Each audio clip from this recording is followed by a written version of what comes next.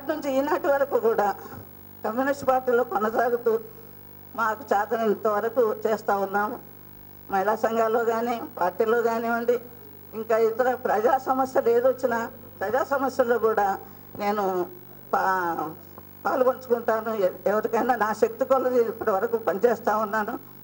అయితే ఈ స్వాతంత్రం వచ్చిందా రాలేదా, ఇంకా వస్తే ఇన్ని కష్టాలు పడింది ఇందాక వీళ్ళంతా వర్ణించారు, రేపు ఆశ్రా గారు కూడా చెప్తారు. కాబట్టి నేను ఇంకా వివరాల్లోకి పోను.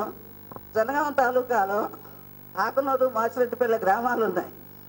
అక్కడ బాలింతలని భార్యలని భర్తలను ఎదురుగా కట్టేసి శీలం అపహరించడం జరిగింది. అది గాంధీ గారు విని సరోజినీ నాయుడు కూతురు పద్మజానాయుడిని అక్కడ విచారించడమని ఇక్కడికి పంపించారు.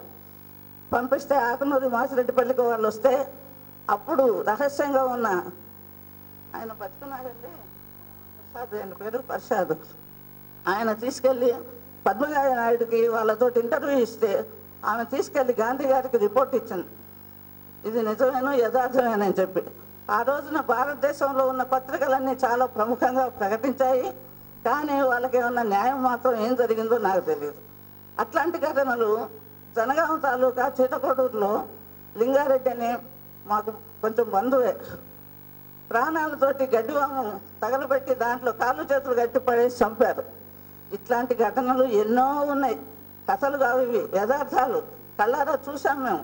కానీ ఇప్పటి తరానికి తెలియదు. నేను ఎప్పుడు రాజేశ్వరరావు గారికి అది రావినారంటే ఆడిటోరియంలో మీటింగ్ పెట్టిన ప్రతిసారి చెప్తాను.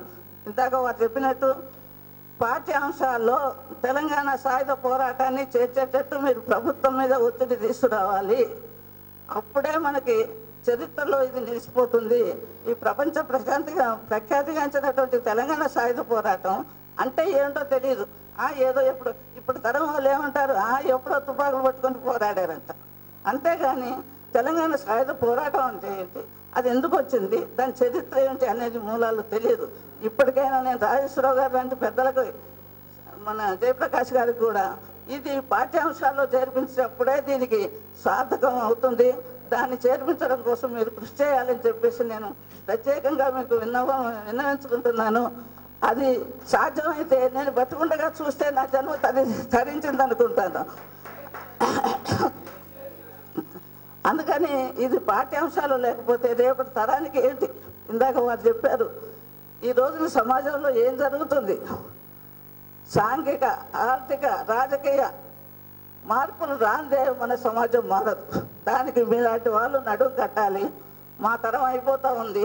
ముందు తరాల వాళ్ళకి ఆర్థిక సాంఘిక రాజకీయ మార్పులు తేవాలంటే, సమాజాన్ని మార్చాలంటే మనం పొద్దున్న లేస్తే సమాజంలో ఎన్ని అత్యాచారాలు జరుగుతున్నాయి, దొంగతనాలు జరుగుతున్నాయి, మర్డర్లు జరుగుతున్నాయి, మనిషికి మధ్యలో అనుబంధాలు తగ్గిపోతూ ఉన్నాయి.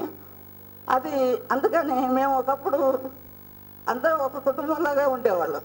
ఇప్పుడు ఇది చూస్తూ ఉంటే చాలా బాధాకరంగా ఉంటుంది. ఇప్పుడు సుద్దాల అశోక్ తేజ కానివ్వండి, నిస్సాని కానివ్వండి, వాళ్ళ తండ్రులకి వారసులుగా పుట్టారు. కానీ ఎంతమంది ఉన్నారు అలాంటి వాళ్ళు? కాబట్టి అలాంటి వారసులుగా, రాజకీయ వారసులుగా రావాలి పిల్లలు. రాజకీయ మార్పుల కోసం, సాంఘిక మార్పుల కోసం, ఈ సమాజంలో జరిగే అత్యాచారాలు, అన్యాయాలు, మద్దళ్ళు ఇవన్నీ పోవాలని అంటే జయప్రకాష్ నారాయణ లాంటి వాళ్ళు నాయకత్వం పుట్ట రావాలి. అప్పుడే ఈ సమాజం బాగుపడుతుంది. అందుకని ఇప్పుడు మేమంతా, రాజేశ్వరరావు గారు పెద్దవారు, నాకంటే నేను పెద్దదాన్ని అయిపోయాను. అసలు ముందు తరంలో రాజకీయాల్లోకి ఎవరు వస్తారు, ఎవరు దీన్ని సమాజాన్ని బాగు చేసేది అనేది మాకు ఇప్పటికీ కూడా రాత్రి పగలు ఆలోచిస్తూ ఉంటాము. దాశరథి రంగాచారి గారు, మరి కాళోజీ నారాయణరావు గారు, మహాకవి శ్రీశ్రీ, ఈయన సురవరం ప్రతాప్ రెడ్డి, దేవులపల్లి రామానుజరావు గారు, వీళ్ళు ఆంధ్ర భాషా నిలయం, శ్రీకృష్ణదేవరాయ గ్రంథాలయం కట్టించినప్పుడు, ఆంధ్ర సారస్వత పరిషత్తు కట్టించినప్పుడు తెలుగు భాష కోసం వీరందరూ ఎంతో కృషి చేశారు. ఎన్నో సెమినార్లు పెట్టారు. అందులో మన నారాయణ రెడ్డి, శ్రీనారాయణ రెడ్డి, శ్రీశ్రీ వీరందరూ సభలు సమావేశాలు పెట్టి మనకు తెలుగు భాష ఎందుకు కావాలి, మనకి స్వాతంత్రం రావాలి అనేటి మాకు చిన్నప్పటి నుంచి అవి మనసులో నాటుకొని పోయినాయి. కాబట్టి రేపటి తరం వాళ్ళకు కూడా పిల్లలకి చరిత్ర తెలిసి ఉండాలి. ఎవరు ఏం చేశారు, ఏ నాయకత్వం ఏం చేసింది, ఏ పార్టీ ఏం చేసింది అనేది కూడా తెలిసి ఉండాల్సిన అవసరం ఉంది. దానికి మీరు తప్పకుండా కృషి చేస్తారని, చేయాలని చెప్పేసి నేను ఆశిస్తూ ఇంకా ఎక్కువగా మాట్లాడకుండా సెలవు తీసుకుంటున్నాను. పెద్దలు సుగుణ గారు అనారోగ్యాన్ని కూడా లెక్క చేయకుండా ఎంతో శ్రమ తీసుకుని వచ్చారు, చాలా స్ఫూర్తిని కలిగించారు. చరిత్రని గుర్తుంచుకోకపోయినట్టయితే భవిష్యత్ నిర్మాణం కష్టం అనేది మళ్ళీ మనకు గుర్తు చేశారు. ఈ వారమే మహాకవి గురజాడ 150వ జన్మదినోత్సవం జరుపుకుంటున్నాం. గురజాడ గారు అన్నాడు, మంచి గతమున కొంచెమేనోయే అని చెప్పాను. శ్రీశ్రీ ఇంకో రకంగా మాట్లాడుతూ గతకాల వైభవాన్ని గురించి ఎక్కువ మాట్లాడద్దని చెప్తూ ఆయన అన్నాడు, నరజాతి చరిత్ర సమస్తం పరపీడన పరాయణత్వం అని చెప్పాను. ఒక రకంగా ఆధునిక మానవ చరిత్రను చూసినట్టయితే ఇటు మతం అటు రాజ్యం రెండూ కూడా మనిషి జీవితాన్ని ఉక్కు చట్టంలో బిగించేసినాయి. దాని నుంచి బయటపడే పోరాటమే ఆధునిక యుగంలో మనం సాధించింది. కొన్ని వేల సంవత్సరాల మానవ చరిత్రలో ఇప్పుడు కూడా మత ఛాందసంగా మనిషి నలిగిపోయాడు, రాజ్యం నిరంకుశత్వంగా నలిగిపోయాడు. తొలిసారిగా ఇప్పుడే ప్రపంచంలో చాలా ప్రాంతాల్లో ఈ పెద్దలందరి పోరాటం పుణ్యం అని చెప్పని మన దేశంలో మనం అటు మత దురహంకారం నుంచి ఇటు రాజ్య నిరంకుశత్వం నుంచి స్వేచ్ఛని చాలా మేరకు అనుభవిస్తున్నాం. ఈ రెండు పోరాటాన్ని కూడా దానిలో పాలు పంచుకున్న ప్రత్యక్ష సాక్షి పెద్దలు పూజ్యులు రాజేశ్వరరావు గారు. ఒక రకంగా తెలుగునాట చరిత్ర, తెలంగాణ పోరాటంలో నిజాంకి వ్యతిరేకంగా జరిగిన పోరాటంలో పాలు పంచుకుని ఆ చరిత్ర మొత్తంలో పాలు పంచుకుని ఆధునిక తెలుగు చరిత్రకి విజ్ఞాన సరస్వం రాజేశ్వరరావు గారు. స్ఫూర్తిని నిరంతరం మనకు కలిగిస్తూ భావ గాంభీర్యంతో జీవితంలో చెప్పిందే చేస్తే ఉండే వాళ్ళకు ఉండేటువంటి ఆ స్ఫూర్తితో ఆ బలంతో ఈవేళ సమాజంలో ఎవరెస్ట్ అంత ఎత్తున తెలుగునాట ఉన్నటువంటి మహనీయులు పెద్దలు రాజేశ్వరరావు గారిని వారి భావాన్ని పంచమని చెప్పని మనందరికీ స్ఫూర్తినిమ్మని చెప్పని కోరుతున్నాను. దయచేసి కూర్చునే ప్రసంగించాల్సిందిగా కోరుతున్నాను.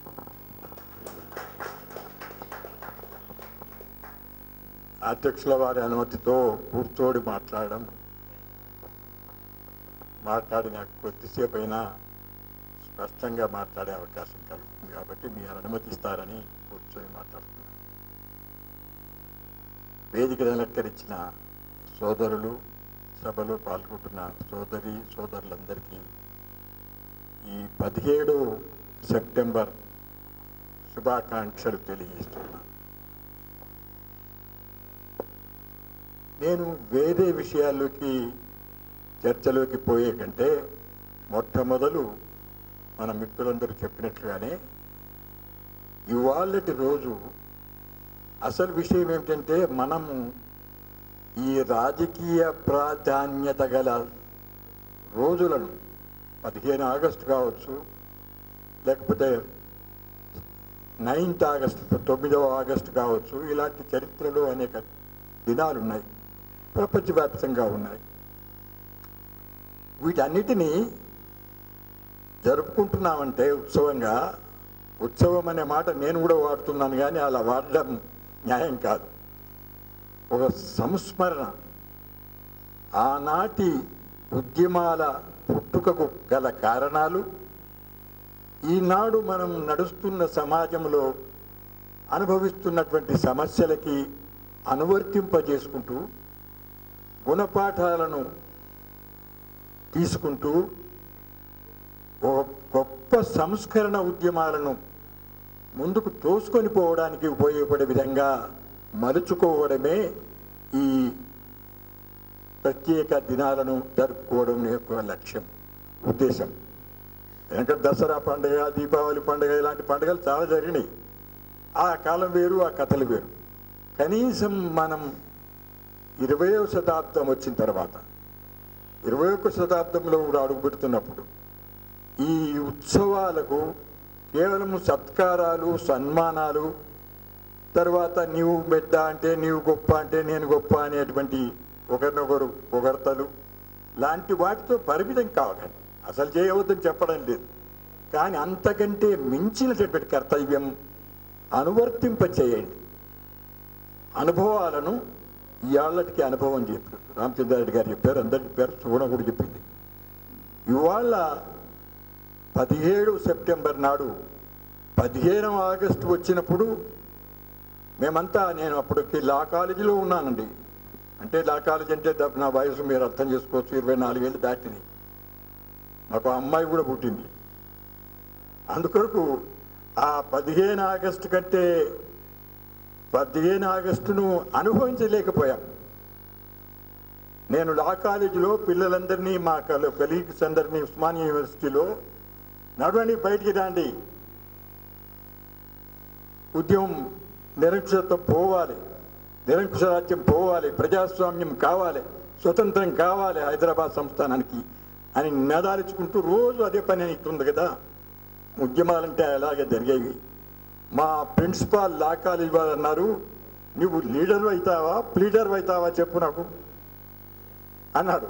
అంటే నేను ప్లీడర్నో లీడర్నో నా చేతులు లేదు, కాల మహిమ కాలమే నిర్ణయిస్తుంది, నువ్వు తప్పుకో, నీ గదిలో కూర్చో, నేను మాత్రం పిల్లలందరినీ తీసుకొని బయటకు వెళ్తానని చెప్పి తీసుకొని వచ్చి ఊరేగింపులో పాల్గొనే జరిగింది. కాబట్టి ఇవాళ ఆనాటి నుంచి ఈనాటి వరకు, ఈ క్షణం వరకు, నేను తర్వాత అండర్ గ్రౌండ్ వెళ్ళాను, 3.5 ఏళ్ళు రహస్యంగా జీవితం గడిపాను, 1 సంవత్సరం వరకు దాదాపు జైల్లో ఉన్నాను, చిత్రహింసలు పెట్టారు, అన్నీ జరిగినాయి. తర్వాత 52లో విడుదలై 1 సార్లు 5 సార్లు 6 సార్లు శాసనసభకు ఎన్నికోబడి ఓడిపోయి గెలిచి అదే పనిగా రాజకీయాల్లో ఉన్నాను.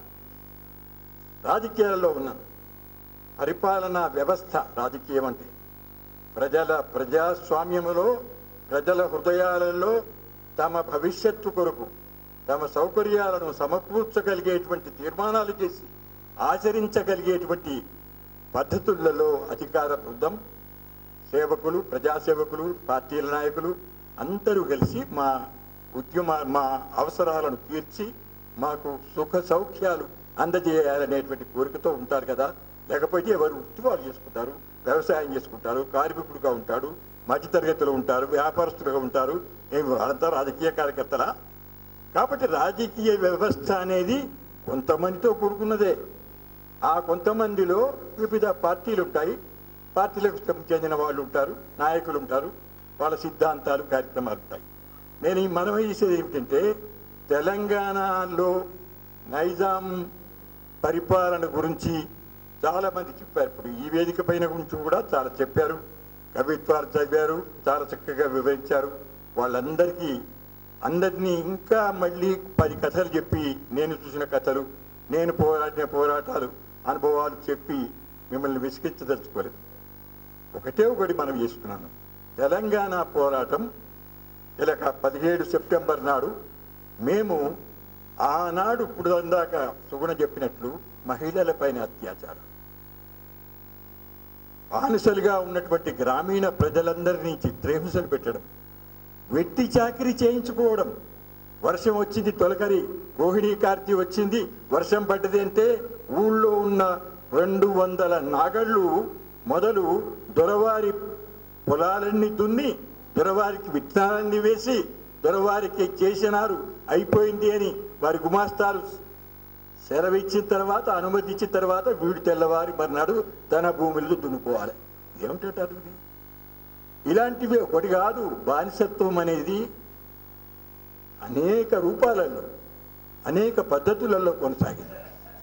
దాని నుంచి 17 సెప్టెంబర్ నాడు మా ఉద్యమాలు అనుకోండి, ఇలాంటి త్యాగదనుల యొక్క శ్రమ అనుకోండి, వీరుల రక్తం అనుకోండి, ఒకటిగా 4,500 మంది చనిపోయినారని అంచనా కడుతున్నాం రఫ్గా.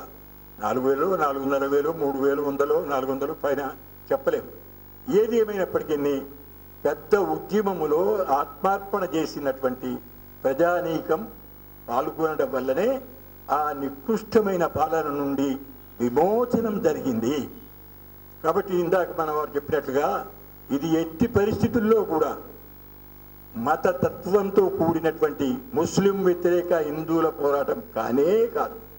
ఇప్పటికీ కొంతమంది మూర్ఖత్వం వల్ల ముస్లింల రాజ్యాన్ని కూలదోశారు, హిందువుల రాజ్యమైన ఇండియాలో కలిపారు అనేటువంటి ఒక అజ్ఞానంతో కూడుకున్నటువంటి ఏమాత్రమైనా ఒక అహంభావంతో మాట్లాడే మాటలే తప్ప వాస్తవాలను మానవత్వంతో మానవతా దృష్టితో పరిశీలించిన వాడు ఎవరు కూడా దాన్ని ఆ విధంగా అంగీకరించడు. కాబట్టి అది మొదలు విమోచనం. ఆ తర్వాత సహజంగానే విమోచనం కాకపోతే ఈ బిల్డింగ్ వేరే ఉంటుందా? హైదరాబాద్ సిటీలో కాకుండా ఇక్కడనే ఉండి నట్టనడిబొడ్డులో ఉన్నటువంటి ఈ బిల్డింగ్ను నేను పాకిస్తాన్లో అని అంటే ఎవడన్నా ఒప్పుకుంటాడా? అలాగే హైదరాబాద్ సంస్థానం నడిబొడ్డులో ఉన్నటువంటి భారతదేశంలో తప్పకుండా 550 సంస్థానాలుంటే అన్నిటికంటే పెద్దది జనాభా రీత్యా హైదరాబాద్, భౌగోళికంగా కాశ్మీర్, అన్నిటికంటే చిన్నది జూనాగఢ్, అంటే ఒక 70-80 గ్రామాలు ఉండేవి. వీళ్ళిద్దరే సవాల్ చేశారు, మేము ఇండియన్ యూనియన్లో చేరము. నైజాము ఒదికేమో ఐక్యరాజ్య సమితికి వెళ్ళాడు, సెక్యూరిటీ కౌన్సిల్లో అప్లై చేసుకున్నాడు, ఏది నా హైదరాబాద్ సంస్థానం ఇండిపెండెంట్గా ఉండాలని. ఇప్పటికే ఫైల్లో ఉంది, మొన్న పుట్టుదాఖలైందని తెలిసింది, మొన్న అంటే 60-70 ఏళ్ల తర్వాత. అలాగే జూనాగఢ్ మహారాజా గారు పరిగెత్తిపోయారు దేశాంతరాలకి, ఎక్కడ దొరకలేదు. ఆ ప్రజలే తీర్మానం చేసుకొని మేము ఇండియన్ యూనియన్లో కలిసిపోతున్నామని చెప్పారు. మాకేమో ఇక్కడ 13 మాసాలు పట్టింది. 13 మాసాలు నరకయాతన, చెప్పలేని అనేక కష్టాలు, అనేక సమస్యలు. నేను ఒక రోజు మంచిగా మాట్లాడతాడట, ఉపన్యాసం చేస్తాడట, గంటల కొద్దీ బాగా ప్రోత్సాహం కల్పిస్తాడని చెప్పి తెలంగాణ ప్రాంతంలో మా కరీంనగర్ జిల్లాలోనే జవార్పేట గాలిపల్లి అనే గ్రామాన్ని ఎల్లారెడ్డి గారి కొరకు వస్తే ఆయన అండర్ గ్రౌండ్ పోయాడు. ఆ గ్రామాన్ని తగలబెట్టారు, ఆ గ్రామాన్ని కాల్చి పారేశారు, ఒక 4-5 కాల్చి చచ్చిపోయారు. తర్వాత దాని మీద కక్ష సాధించుకుందాం, పగ సాధించుకుందాం, రజాకారులను తరిమి కొడదాం, కనీసం ఒక 10 మందినైనా కానీ మనం కాల్చి చంపుదామని చెప్పి మా వాళ్ళు నిర్ణయించుకున్నారు. పక్కనే గ్రామం జవార్పేటలో. ఆ జవార్పేటకు హైదరాబాద్కు ఉన్న మనిషిని పంపించి ఉస్మానియా యూనివర్సిటీ సి హాస్టల్లో ఉన్న నన్ను రేపు సాయంత్రం వరకు మీరు మా జవార్పేటకు రావాలి, మీ ఉపన్యాసం కావాలా, అంతకంటే ఎక్కువ నేను చెప్పేది లేదు, మీరు అడిగేది లేదన్నారు. సరే, నేను వెంటనే పరిగెత్తాను. ఎవరికే ఉంది, బద్దం ఎల్లారెడ్డి గారి అన్నగారైన బద్దం నరసింహారెడ్డి గారు ఉన్నారు ఆ మీటింగులో. ఆయన ఆ ప్రాంతానికి ఒక పెద్ద భూస్వామి. అలాగే మరి ఇంకో సూర్యరావు అనే పెద్ద భూస్వామి, పటేళ్ళు, పట్వారీలు, భూస్వాములు, ఇవన్నీ కూడా మానవతా దృష్టితో పనిచేసే వాళ్ళందరూ కూడా సమైక్యమై ఆనాడు రజాకారులను కక్ష సాధించుకుందామని చెప్పి అనుకుంటే, ఆ మీటింగ్లో నేను గంటన్నర మాట్లాడితే రాత్రి 11:30 అయిపోయింది. రజాకారులు రాలేదు, గాడిదలు రాలేదు, పెరిగి పందలు పరిగెత్తారు. రమ్మనండి, మళ్ళీ మాట్లాడవయ్యా, నువ్వు ఇంకో గంట సేపు మాట్లాడు అంటే నేనేం మాట్లాడాలి, ఇదివరకే మాట్లాడే ప్రసంగం అంతా అయిపోయింది, మళ్ళీ రిపీట్ చేయి దాన్ని అంటాడు. ఏం రికార్డా? అంతటి ఉత్సాహంతో నాకు ఎదురుగా కూర్చున్న వాళ్ళలో 200 మంది మహిళలు ఇందాక మన వాళ్ళు చెప్పినట్లుగా కాశలు పూసుకొని కారపొట్లాలు కట్టుకొని రెడీగా ఉన్నారు. పోయేటప్పుడు అంటారు, అయ్యో దండగైపోయాయి, వాళ్ళ దండగైపోయాయి, మా పని కాకపాయని. అలాంటి మహిళలు వెనుకబడిన మహిళలే, చదువు వచ్చిన వాళ్ళు లేరు, 100కు 1 లేరు, 2, 3, 1000కి ఉంటే ఉండవచ్చు. మరి వాళ్ళలో ఇంత సాహసం ఎలా వచ్చింది, ఇంత ధైర్యం ఎలా వచ్చింది? కళ్ళ నిండా చూశారు, మనసు బాగా కదిలింది. వాళ్ళంతా కూడా యుద్ధరంగంలో పాల్గొన్నట్టుగా పాల్గొన్నారు. ఒక అంతర్యుద్ధం జరిగింది. ఆ యుద్ధంలో మేము పోరాడి బయటపడితే, శత్రువును హతమార్చి మేము కూడా త్యాగాలు చేసి బయటికి వస్తే, ఇది ఏదో చల్లగా సర్దార్ పటేల్ గారి సైన్యం పుల్జాన బయటకు వచ్చామని అంటే మాకెంత అవమానం అనిపిస్తుంది. మే త్యాగాలు, మా పోరాటాలు విమోచన ఉద్యమం కొరకు పోరాడప. సర్దార్ పటేల్ పైన ఇంకో విమర్శ కూడా చేశారు ఆనాడు కమ్యూనిస్టులు. ఇప్పటికి కూడా కొంతమంది చేసేవాళ్ళు కమ్యూనిస్టులు ఉన్నారు. ఏమని, ఈ తెలంగాణ కాదు, ఈ హైదరాబాద్ సంస్థానం అంతా కమ్యూనిస్టు రాజ్యం అయిపోతుంది మనం కనుక పోలీస్ చర్య చేయకపోతే. నైజాంను ఓడిస్తారు వీళ్ళు, నైజాంను ఓడించి సొంత రాజ్యాన్ని ఏర్పాటు చేస్తారు, కమ్యూనిజాన్ని ఏర్పాటు చేస్తారు అని ప్రచారం చేశారు. కమ్యూనిస్ట్ పార్టీ ఆ మాట ఎప్పుడు అనలేదు. అయినా ఆ విధంగా ప్రచారం చేసి పరిస్థితులు అట్లా మారినాయి. కాబట్టి ఆనాడు తెలంగాణ విమోచన దినం, ఆ తర్వాత తప్పకుండా విలీనం దినం. విలీనమైనానికి సంతోషపడుతున్నాం, విమోచన సాధించినందుకు గర్వపడుతూ ఉన్నాం. అందుకు దీన్ని ఆ మిశ్రమ అవగాహనతో వాస్తవ సత్యాన్ని పూర్తిగా గ్రహించాలి. ఒక పక్షం చూస్తే ఇంకో పక్షం కనపడదు. అందుకొరకే సమగ్రమైన దృష్టితో చూస్తే హైదరాబాద్ సంస్థానం కాబట్టి భూస్వాముల రాజ్యం, జాగీర్దారులు, జమీందారులు, మఖ్తేదారులు, ఇనాందారులు, ఇంకా ఏమో ఖాల్సా వాళ్ళు, అనేక పేర్లతో పిలువబడి వాళ్ళందరూ నైజాంలే. ఊర్లో వీడు హిందూ కావచ్చు భూస్వామి. జన్నారెడ్డి ప్రతాప్ రెడ్డికి 150,000 ఎకరాలా, విష్ణు రామచంద్రారెడ్డికి 7 గ్రామాలలో 25,000 ఎకరాల తరి భూమి, అంటే మాగాణి భూమి ఉండింది. ఎంతమంది గుమాస్తాలు, ఎంతమంది నౌకర్లు, ఎంతమంది చాకర్లు, ఎంతమంది వెట్టి చాకరీ చేసి 1000 మంది జనం నాగలు పట్టి దున్నారు ఆయనకు. అలాంటి వాడు చరిత్రలో నాశనం అయిపోయారు. చరిత్ర పూర్తిగా వాళ్ళని పూడ్చి పారేసింది. ఆ చరిత్ర వెనుక ఉన్నటువంటి ప్రజాశక్తి, ఆనాడు భాషలో ఈనాడు అనలేదు కానీ లోక్ సత్తా, ప్రజల మేలుకొలుపును, ప్రజలను మేలుకొలిపినటువంటి, ప్రజలను సమైక్యం చేసినటువంటి విద్యా విజ్ఞానం కాదు, డిగ్రీలు కాదు, ప్రమోషన్లు కాదు, ప్రజల పైన సామాన్య కష్టజీవులలో రక్తంలో రక్తం కలిపి ఆలోచించినటువంటి ఒక మానవతా దృష్టి ప్రకోపించింది, పెచ్చరిల్లింది, పైకి వచ్చేసింది. త్యాగం అంటే త్యాగం, తెగండి, తెగించండి. తండ్రి కొడుకు అడిగితే ఇంకా అడుగుతావురా, సిగ్గు లేదు, బుద్ధి లేదు, రాత్రే పరిగెత్తాల్సింది, నువ్వు ఆ జలంలో కలవాల్సింది అని ఆ విధంగా హెచ్చరించారు. భార్యను భర్త అడిగితే భార్య అన్నది, నేను ఇప్పుడు కావలిస్తే నువ్వు కూర్చుండి ఇంట్లో, నేను పోతాను అన్నది. నన్ను అడుగుతావా? ఈ మహాసంగ్రామంలో, మహాయుద్ధంలో మహిళలకు అత్యాచారాలు జరుగుతుంటే, గ్రామాలు దహనమవుతుంటే ఇంకా మాట్లాడుతూ ఉన్నావా అని భార్య, బిడ్డ, తల్లి ముసల్లి ఆ విధంగా ముందుకు తోసినటువంటి రోజులు ఒట్టిగా వస్తాయా? చైతన్యం ఉంటే వస్తుంది. ఆ చైతన్యాన్ని సృష్టించింది, కల్పించింది ఆనాడు ప్రధానంగా రాజకీయాల్లో పనిచేస్తున్నటువంటి కాంగ్రెస్ పార్టీ, అంతకు అనేక రెట్లు మించినటువంటి కమ్యూనిస్ట్ పార్టీ. ఇవాళ ఆ పార్టీ ఇట్లా అయిపోయింది అంటే మేమంతా అందులో పుట్టి పెరిగిన వాళ్ళమే. ఆమెలాగే ఒకంట తడి పెడుతున్నాం, ఎక్కడి పార్టీ ఎక్కడికి వచ్చింది, ఎక్కడికి పోయింది అని ఉంటాం. కానీ ఏమైనప్పటికీ మీరుంటే నిన్న పిలిచాను, రావినారాయణ ఆడిటోరియంలో నా అధ్యక్షతలో మీటింగ్ జరిగింది, చెప్పామంతా. కానీ నేను ఇప్పటికీ చెప్పేది, ఆనాటి నుంచి నేను అనుసరిస్తున్నది కూడా ఈ స్వరాజ్యం కొరకు ఏదైతే పోరాడినామో, ప్రజాస్వామ్యం కొరకు ఏదైతే పోరాటం జరిగిందో, ప్రజలందరూ సమానులే, అందరికీ విద్య, విజ్ఞానం, ఆరోగ్యం అన్నీ కూడా సమానంగా పంపకం కావాలి, దాన్ని నిర్వహించేటువంటి బాధ్యతనే ప్రభుత్వానికి, ప్రభుత్వ సిబ్బందిది అనేటువంటి ఆలోచనతో ఉద్యమాలలో పాల్గొన్నాం, ఎమ్మెల్యేలుగా గెలిచినాం, ఓడినాం. ఇప్పటి వరకు ఈనాటి వరకు ఈ క్షణం వరకు కూడా అదే కర్తవ్యంగా కార్యక్రమంగా ఉన్నాం. ఆ కర్తవ్యంలో 70 సంవత్సరాలు గడిపినందుకు బహుశా నాకెవ్వరు తర్వాత స్వర్గం నరకం అంటారు, నాకేమి విశ్వాసాలు లేవు.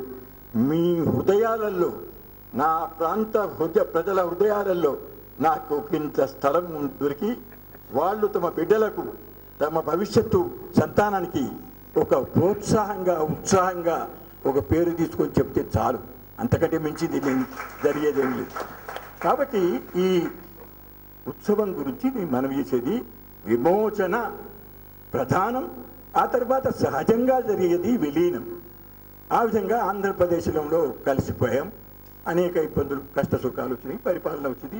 ఆంధ్రప్రదేశ్లో వచ్చిందంటే లోక్సత్తా ఒక్క ఆంధ్రప్రదేశ్కి అవసరం లేదు, యూపీలో అవసరం ఉంది, బీహార్లో అవసరం ఉంది, అన్ని రాష్ట్రాల్లో అవసరం ఉంది. ఇంతకంటే అధ్వానమైన రాష్ట్రాలు ఉన్నాయి, మీరు వెళ్ళి చూస్తే తెలుస్తుంది అక్కడ. అందుకొరకు ఈ నూతన చైతన్యాన్ని ముందుకు నా కమ్యూనిజమే కావాలి, నా సోషలిజం కావాలి, నేను చెప్పిన శంఖులోనే తీర్థం పోయాలి అని మాట్లాడే పార్టీలు ఏమైనా ఉంటే వాడు కాలక్రమంలో వెళ్ళిపోయినాయి. అది నడవదు. ప్రజల జీవితానుభవాల నుంచి నేర్చుకుని అనేక సమస్యలను పరిష్కరించి ఉద్యమాలు నిర్మించి పార్లమెంటులో అసెంబ్లీలో ఉండడం అనేది నిమిత్త మాత్రం. ఒక మనిషి అసెంబ్లీలో ఉంటే లేక ఇద్దరు అసెంబ్లీలో ఉంటే 2 లక్షల మంది వెనుక ఉండాలి. ఆ విధంగా చైతన్య ప్రవాహం జరగాల. ప్రజా చైతన్యమే పరమావధి, ప్రజా ఉద్యమమే పరమ ఉద్యమం, సమస్యలను పరిష్కరించేటువంటి ఉద్యమం. ఆ చైతన్యాన్ని కల్పించేటువంటి దానిపైన కేంద్రీకరించి మిగతా సిద్ధాంత రాద్ధాంత అడ్డుగోడల మధ్య సచ్చి పుట్టి బాధపడుతున్నటువంటి పార్టీల నాయకులను చూసి విసిగిపోయి నేను అప్పుడప్పుడు అనేక ఆనందంతో జయప్రకాష్ నారాయణ గారిని గుర్తు చేసుకుంటుంటాను.